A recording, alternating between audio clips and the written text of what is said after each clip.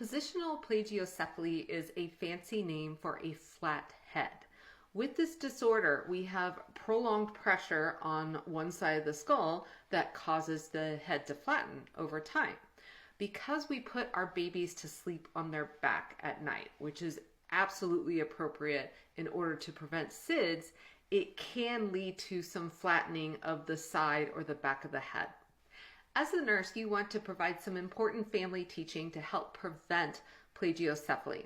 This includes changing the baby's head position when you put them to sleep at night, maybe facing them in the crib this way one night and then the other way another night.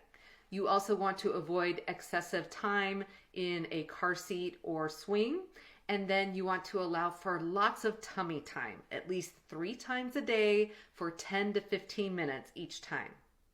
Treatment of this condition may also include helmet therapy, which is shown here.